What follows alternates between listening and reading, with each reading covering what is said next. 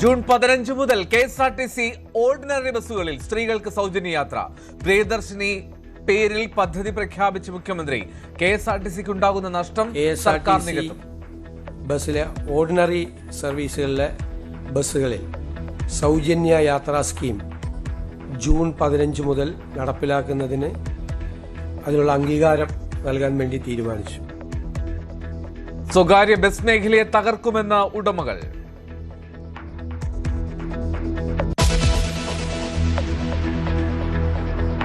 വയനാട്ടിൽ ആശങ്കയായി ഷിഗല്ല.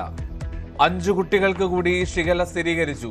രോഗം ബാധിച്ചവരുടെ എണ്ണം 8ആയി. നിയന്ത്രണ വിധേയമെന്ന് ആരോഗ്യമന്ത്രി.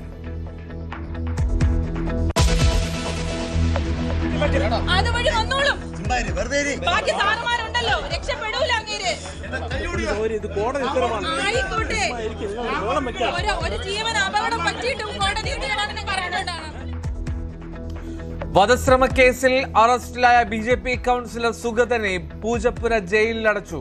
സുഗതന് പിന്തുണയുമായി മേയർ VV രാജേഷ്. പോലീസ് ഉദ്യോഗസ്ഥരെ അഭിനന്ദിച്ച് ആഭ്യന്തരമന്ത്രി. നഗരസഭയിൽ നിന്നും പുറത്താക്കണമെന്ന് LDF.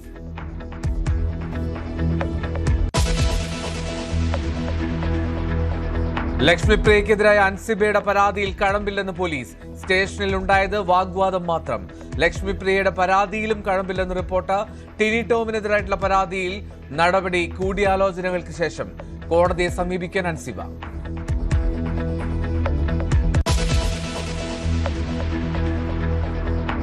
തൃണമൂൽ കോൺഗ്രസിൽ പ്രതിസന്ധി തുടരുന്നു.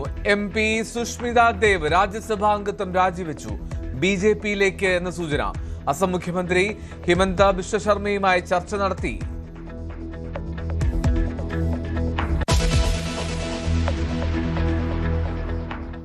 സൂപ്പർ ഹിറ്റുകളുടെ സംവിധായകന് വിട. ഭാരതി രാജയ്ക്ക് അന്ത്യാഞ്ജലി അർപ്പിച്ച് സിനിമാ ലോകം. 6 തവണ ദേശീയ പുരസ്കാരം നേടിയ അതുല്യ പ്രതിഭ. വൈകാരിക കുറിപ്പുമായി മോഹൻലാൽ.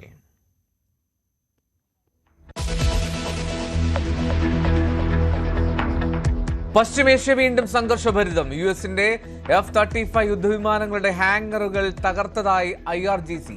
അമേരിക്കൻ കേന്ദ്രങ്ങൾ ആക്രമിച്ച് ഇറാൻ. വലിയ വില നൽകേണ്ടി വരുമെന്ന് ട്രംപിന്റെ മുന്നറിയിപ്പ്.